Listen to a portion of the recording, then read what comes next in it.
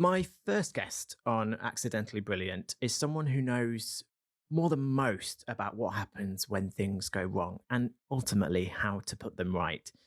Kate Hartley is the co founder of Polpeo, which is a crisis simulation company that helps some of the biggest brands in the world prepare for the unexpected. She's a fellow of the PRCA, member of the CIPR, and was named in Provoke Media's Innovator 25 list not once, but twice. She's also the author of Communicate in a Crisis, a brilliant guide to understanding how people behave when the pressure is on, and is the co host of the podcast What Just Happened. But like many of us, Kate didn't set out with a grand plan in crisis PR. She started as a PR assistant at Edelman, went on to lead a division at Weber, and even ran her own agency before co-founding Polpeo in 2013. I can't think of a better person to kick things off than Kate. Kate, welcome to Accidentally Brilliant. Thank you so much, Josh. It's lovely to be on here. When you look back, Kate, we were talking about this before. How did you first fall into PR? Was there a moment that you realized this is exactly what you wanted to do? I mean, I think like most people, I just fell into it completely by accident. I had a temping job at Edelman stuffing envelopes for a recycling company. I mean, you could make it up really. And I was temping. I didn't really know what PR was, like most people. I just needed some money. A friend of mine was working there, so I did that for a bit. And then I ended up doing some really weird jobs just to help out, like, sending prizes off to prize winners and answering the phones for a pet care helpline and just the random stuff I used to do in the beginning of jobs in consumer PR. And then I took a job with them as a PR assistant, but again, didn't really know what PR was because there was no media relations, not very much media relations then that we did. It was very much about kind of, competitions, advertorials, road shows, those kind of big consumer tactic stuff. And it was a lot of fun. But I didn't really know what it meant. And I certainly didn't have a plan. Who has a plan at 23 or whatever? I mean, nobody does, do they? I mean, I guess some people do. If you're going to be a doctor or a lawyer, you probably do. But I definitely didn't have a plan. I was just stumbling my way through. And then one of the things I stumbled my way onto was I was working for a big dairy firm. And it was during the BSE crisis, the cattle disease crisis in the early 90s. And I just helped out a little bit with one of the senior directors doing some of the media work and media monitoring stuff on that issue, and just found it really, really fascinating. So I think that's where I got my first foot in crisis, really. I was going to say, what were those early days like? And was there a moment that put you into crisis mode, even at that young age? I mean, honestly, they were pretty horrific, really, those early days in PR, because you were worked so hard. I mean, I know we all work really hard, right? But if you were junior in a big agency, then you were putting all nighters, you were working long hours. Nobody left the office till about sort of 7:30, 8 o'clock at night. You were the last one to be doing pitch decks when everyone else had gone home. It was quite difficult, but you made a lot of really good friends. It was, it was a very kind of good social life. But we never thought about things like, mental health or, and, there were some other things going on. I was coming out as gay. You couldn't do that in those, it was really frowned on. You couldn't go to client parties or events with your other half because that was, you weren't supposed to be out. And so there were lots of pressures. So in some ways it was awful, but actually I kind of loved it in a lot of ways as well, because it was good fun. But I think that first time working on the BSE stuff, again, I was right at the bottom of the team. I was very, very junior, but I was looking at everything that was coming across my desk. And I just thought, there's something here. This is really, really interesting. And I didn't really get into proper crisis. I mean, I worked at Shamwick, I moved then to Shamwick in the travel division. So there were a lot of kind of low-level crisis stuff. Nothing, luckily I never worked on anything really, really serious there. There were a few things like, missing ships and chemical spills and, aviation incidents, kind of everyday stuff, really, in a way. But then when I started working for myself, I did a lot of the preparation we were working for a big IT company and did a lot of the preparation for the Olympics. They were doing the IT for the Olympics, and suddenly realizing what could go wrong. Like if you've got somebody running 100 meters and the timing fails, you can't ask them to do it again. Do you really got to prepare for that stuff. So I find that really fascinating, all the preparation work that goes into that. And then I worked on a lot of child safety stuff, working with social networks, and some of that was quite harrowing. So yeah, I've always been really interested in crisis, I think. You are absolutely. I think most of the industry. I speak for the industry now. I think most of the industry thinks of you first when it comes to crisis, not because of who you are, but because of the work that you do. What was there a point, a kind of a moment in time where these things just started to fall in place for you? Definitely. And it was because I was doing PR still, and I was working for a company that's now called Social Element, which is run by my now co-founder and business partner, Tamara Littleton. I was doing her PR essentially. And we were on a call, and I think it was just after, I think it was a Nestle palm oil thing. And Nestle just responded really, really badly on social media to this campaign against them by Greenpeace. And Tamara and I were saying, why do brands get it so wrong? And we thought it's because they don't really have a chance to rehearse how to do a crisis. You don't get the experience of a crisis until you've actually gone through one. So we said, well, why don't we just build something? So we decided to build this crisis simulator so people could experience what it would be like to go through a crisis and actually have a kind of real life, test their responses, try new things in an environment that was safe and secure. So we built Polpeo. And that took us into a whole new area of kind of crisis preparation and getting people really properly rehearsed in what to do and how to respond. And so you can make your mistakes without everybody watching you. It's a great way to kind of prepare and rehearse. But we've learned huge amounts along the way as well about how companies respond in a crisis, why they respond in the way they do, the pressures they're under from stakeholders, from legal, the battle between legal and comms. There are all sorts of things that you don't see behind the scenes that companies are dealing with. So sometimes they can't, sometimes their hands are tied by, contractual arrangements or the fact that that emergency services are taking over the responses. There are all sorts of things that you don't really see when you're just sitting reading the news going, God, they've done really badly. So we wanted to kind of really dig into that with clients. And it's been amazing. It's been really interesting. We work with all sorts of different companies. It's great. It's quite easy for us to, when something happens for a brand or an organization, it's quite easy for us to just go straight to LinkedIn and say like how to, PR 101, crisis, yada, yada. But it's such a good point. There is so many different factors. It must be frustrating for you in a sense when you see that happen and actually, probably better than most what is going on behind the scenes. And I suppose you want to kind of jump in and say, well, have you thought about X, Y, and Z? Yeah, sometimes I do, but sometimes what we're doing is saying to the brands or the organizations, look, this is what people are going to think about you. You have to navigate this stuff yourself so that you don't come across as being really stilted or really corporate or not caring or putting out a one-line statement when there's been a plane crash, just stuff that shows you to be a bit more human. I think there are always ways to get around those issues if you practice. And we were working, for example, with a big financial services company, a bank. And they were saying, we never say sorry. We never say sorry because legally we can't do that. We can't accept liability if there's a big breach or whatever.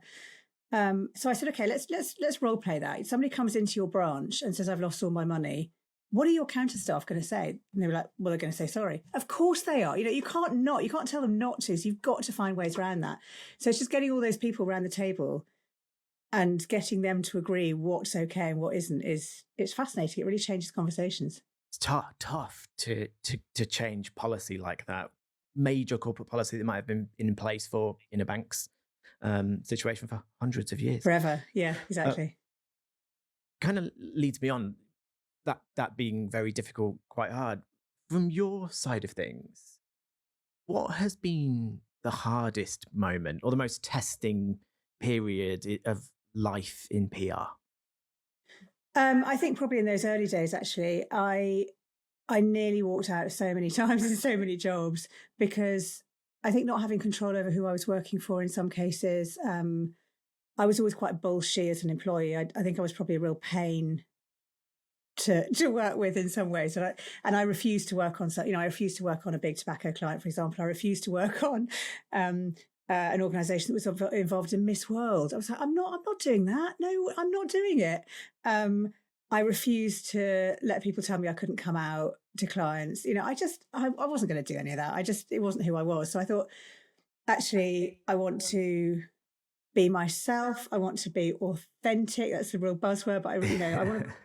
I just don't want to come to work and hide who I am, whether it's politically or, my sexuality or my life partners or choices in life or, whatever. Um, and so I think those early days were quite hard. I mean, this was the 90s. We were under Section 28. There was all sorts of stuff going on politically that was horrific. But I think I did find all that quite challenging. And PR was very kind of straight and white, and it is different now. It is different now, and I'm so glad it is. But I did find those early days quite hard in some ways. It's interesting because actually I came along in 2010, I think I started. So the world obviously had moved on, things had changed quite a bit. Yeah. But it's funny, my experience obviously as a gay man, you as a gay woman, we will have had similar experience in terms of crossover. It's funny, I had a similar sort of an opening, experience in things like that. Possibly not as intense in the sense of, HR, legal, all of that stuff would have protections, but you'd still get those interactions, those crossover bits. Yeah. You say it's gotten better. Do you think it's gotten better? The world at the moment is in an odd place. Do you think we need to do more in terms of protections? Yeah, I definitely do. I mean, the world is horrific now. Seeing what's happening in the US, and seeing what's starting to happen here as well, and the pushback against LGBTQ plus rights, against trans rights. I find it terrifying. It feels very like those early 90 days when Section 28 was coming in. It just feels regressive. But I'm naturally quite an optimist, so I hope that we're seeing a backlash because there's been progress. There's always backlash for progress. So this is my hope that we can never really go back. People won't let that happen. I hope. Talking about reversal of gay marriage in the States and so on, really, that stuff frightens me a lot. But as I said, I'm naturally an optimist. I do think we should do more. I think businesses have a voice that they can use more. Funny, we're just about to record a podcast on the Disney Don't Say Gay bill, and corporations do have the ability to change things if they choose to use that voice. So I think we have a responsibility. Governments listen to businesses. Businesses shouldn't be rolling back their DEI. In fact, we're doing a lot of work in this area, in the kind of DEI area, and should businesses kowtow to government? And my view is always, businesses last longer than political cycles, or should do. So we have to have a longer term view. So I think there is more we should be doing to protect people, definitely. Do you think our industry is doing enough at this point? Oh, God. No, not really. Again, I think we've got, we're persuaders, aren't we? That's what we do. We persuade people of things. I don't think we are. I think we could be doing a lot more. But I also think we have a habit sometimes of doing what our clients want us to do and not necessarily sitting back and saying, okay, what do I want to happen in the world? And there was definitely a moment for me where I realized I could be whoever I wanted and do whatever I wanted if I worked for myself. And I do think we lose a lot of people out of agencies. And I love agency life. I work with a lot of agencies and brilliant people working in agencies. But I think we do lose people out of agency life because of, the culture of really hard work, for example, and nobody's frightened of hard work, but long hours, presenteeism, possibly not feeling necessarily supported if you're LGBTQ plus. We're certainly seeing an issue that we don't have, enough a representation in terms of ethnicity, for example, across. We don't have enough diversity in PR for sure. And I know there's some brilliant people doing work in that area. But we could be doing more for sure. I often wonder and suspect that, if we talk about the different time period, like the different time periods of you and I joining the industry and the different political landscape, I wonder if people in my generation and beyond have, dare I say it, not forgotten, but we're living in a sense of false security where actually we've sort of been taken aback, and now we're having to relearn some of those skills. And that's why, you look at some of the amazing initiatives that are happening within PR around different groups. Whereas I think if you look at LGBTQ plus, I think we're quite quiet at this stage. Yeah, I think that's probably true. And I don't think it's a generational thing, because I'm sure the generation before me said that we had it so much easier than they did. Because of course we did, because, we weren't criminalized. So, every generation thinks that the next generation down has it easier. So I don't necessarily think that's the case. I think it's great that LGBTQ plus people take their rights for granted. I just think you do that until they're tested, and they're going to be tested. They're being tested in the States at the moment. They could be tested in the UK soon too. And that's when we'll really see how people step up. But I think people will get angry, and I've got a huge amount of faith and trust in younger people coming up now, going into the workplace. They're not going to settle for what we did. They're not going to put up with it. And I'm thrilled about that. I'm really pleased. I think people are getting angry now, and hopefully that will kind of motivate them to change things and to not let this bad stuff happen. That's my hope. I agree. I think it's happening. I think it's one of those things. My suspicion is that particularly my generation have sort of gone, it's fine. And then bit by bit, these things have come in, and now we're having to realize and get angry. Whereas I think previously it was a case of things were just openly tough. Whereas we thought we had these protections that really, once tested, fall over quite quickly. You've built your career around crisis. What is something that our industry looks in on crisis specialism and never quite understands about it?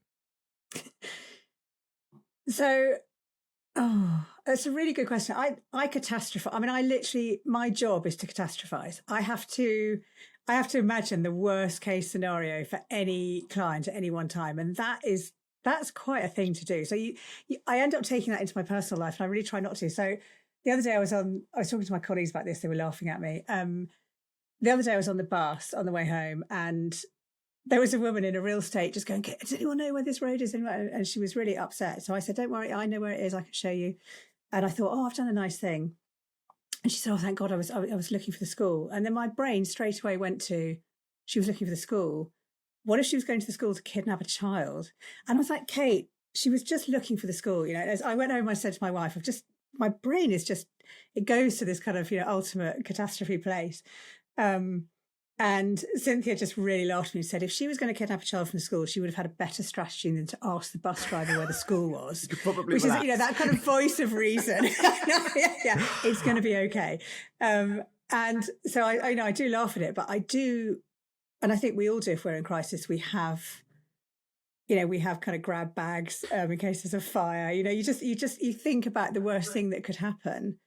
And you have to really work hard not to bring that into your personal life. That must be really hard. And I've personally not thought of it that way. In that sense, we cover crisis, but not as a focal point. The impact of fine tuning your strategic brain will do that across your entire life. That must be really hard. Yeah. That must be really hard to do. I think it's probably makes me quite hard to live with. I mean, yeah. I mean, I've had to learn techniques to kind of step back from it. And to think, okay, yes, Kate, that could happen, but is it likely? And just have to really kind of actively notice when I'm doing it and pull myself back. But yeah, that is quite a weird thing for your brain to do, I think. There's a lot of, in the crises that I've been involved in, usually not started, hopefully, but in those ones, there's a lot of adrenaline that comes from it. Yes. Was there a point where you were working on this and you were like, this is a driver for me? Like, how do you almost step out of it when you're in it in that moment as well? I think you either love a crisis or you don't. And obviously there are some crises that nobody loves, if it's loss of life or the most serious things. And I've been involved in one or two of those, but and nobody loves that, obviously. But the kind of the more routine crisis stuff, if you're a bit of an adrenaline junkie, you kind of love it because you do get that little flutter of excitement. You get incredible focus. You go into fight or flight, but if you've practiced it, you know how to deal with that, and it can be really fun. It's a very intense period of working together to solve a specific problem. Everything else kind of goes out the window. You really focus on what matters. And there's a real camaraderie as well, I think, about people working together when the pressure's on. You really see how teams gel. Yeah, I love it. But you have to recover afterwards. You have to give yourself some downtime, and that can be hard. So you've got to find things outside of your working environment. Like if somebody goes through a crisis simulation or a crisis and they go straight back into checking their emails, that's terrible. We have to have recovery time after. And even when we do simulations, we have live role players on our simulations and we give them recovery time afterwards, that they have to go and do something that is not about sitting in front of a computer. It doesn't matter what it is. It might be sitting watching the telly, who cares? But something that's not about work. Because otherwise you just, you stay in this sort of dark place and you need to do something to get out of that. So for me, I sing in a choir, I swim, just stuff that gets you out of that headspace to deal with it. But it's really fun. You sing in a choir. What? I don't know. What position do you play in the choir? I'm quite a bad alto in an amateur choral, it's a classical choir where I live in Streatham. And it's a fantastic choir. There's 150 of us and it's great. And there's something about singing with other people. And funny enough, my business partner also sings in a choir, but very different kind of, more of a kind of pop choir. But we both find it really therapeutic because it's just you can't focus. There's an hour of the week where you cannot think about anything other than, am I about to hit the wrong note? It's great. I love it. I couldn't on both things. So when I was at uni, the thing that I found incredibly useful to get away from revision and the whirring of the mind was swimming, because you can't really do anything. You can't pick up a phone, you can't listen to music, all of the things that I naturally just go towards, you can't do. And actually singing is something, because you have to use you don't want to ruin what somebody else is doing down here. Like you have to be so on it. And I really couldn't agree with you more about the downtime side of things. So interestingly, one of the things that we really push, and I don't know how much it really happens, we're in a situation where typically we will do a morning of interviews, and that could be with a guest, an expert, somebody from a brand. But actually, I know the impact, the almost physiological impact of sitting there, with headphones on, mic in front of you, and being connected up to BBC X. You don't actually know what that station TV outlet could ask you. They could ask you anything in that moment. And so your body goes into this fight or flight situation. And because you're doing it back to back from 8 o'clock until 2 o'clock, you're exhausted. And I see execs come in and do this and then head straight off to a meeting. And I really think it's the wrong thing, because the exhaustion from doing that is so intense. So I think it's great to hear that even in a simulation point of view, it's kind of built into what you're suggesting. It's something we just ignore. Totally agree with you. Especially, as you say, you're always scanning for threats. If you don't really know what question's coming down the line, you are scanning for threats all the time. And that, that releases cortisol. There are all sorts of things going on, as you said, the fight or flight response. And it is really, you have to do something to get through that.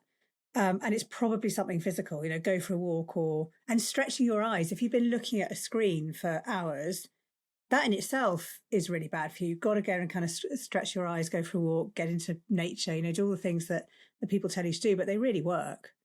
Yeah. It's so hard when you've got 1,000,001 things to do. What advice would you, if you could go back in time and meet Kate just before she went in for that assistant job, what advice would you give to Kate? Don't care so much about what other people think. I mean, I was never very good at caring what other people think, but I think I did try and people please. I think we all tend to a little bit in PR.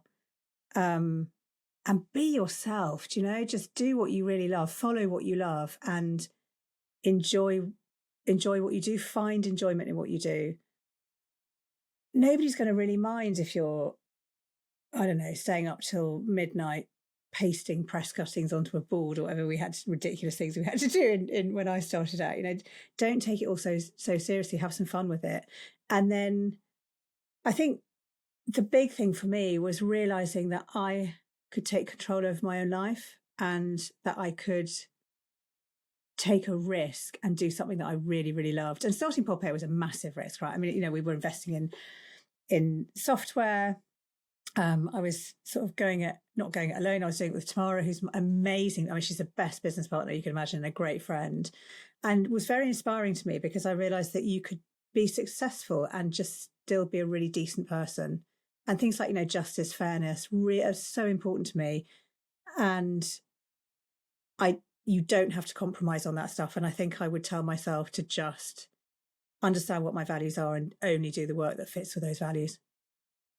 It's hard. Well, I agree completely. And there's been things throughout my career where I've definitely had to do things that have pushed against my values, and it's something that I've learnt over time that you don't have to. It wasn't there to begin with, that people pleaser element. You can't say, I don't really want to work on this because of X, Y, and Z. I don't really want to be doing this, but it's something that I think it comes with that confidence and experience. So yeah, it's something we need to be chatting about more.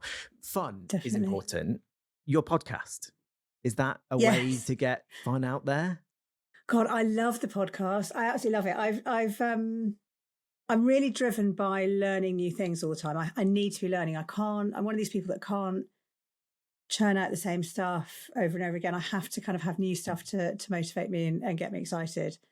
I'm sure if I was younger, I mean, I've got a bit of a scatterbrain anyway.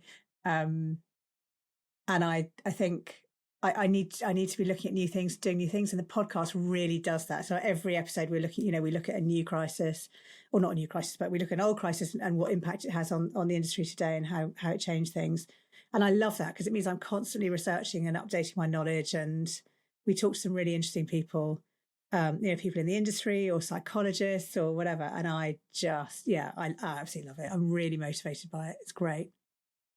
I mean, you're going to find that, this is really fun. It's a really fun thing to do, to talk to other people. I love it. And if you're nosy as you are and I am, it's great. You just find out all sorts of things that you didn't know.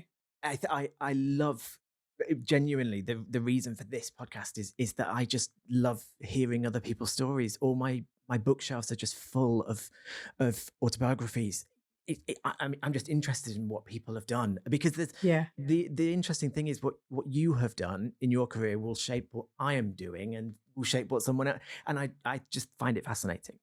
Yeah. Because my job didn't exist when I came out of university. There was no such thing as crisis simulation. Nobody did that stuff.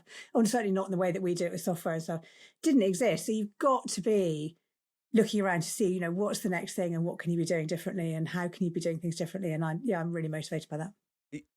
I mean, my next question is about the thread that runs through your career, but it sounds like it's almost exploration and creation. What's the thread that's kind of, gone through every phase of Kate? I think that is exactly what it is. It's learning, exploring new ways of doing things, but also how can people do better? Myself, clients, how can we communicate with more empathy, more compassion? How can we be fairer in the way that we do things? Very often if we do a crisis simulation with an organization, they'll suddenly go, oh, if this is how we're going to be perceived, maybe we should do this thing differently. And they change how they behave. And that's an amazing thing. So to see how people can do things better and how we can do things better, I think that's a real thread for me. Finally, Kate, what makes you feel accidentally brilliant?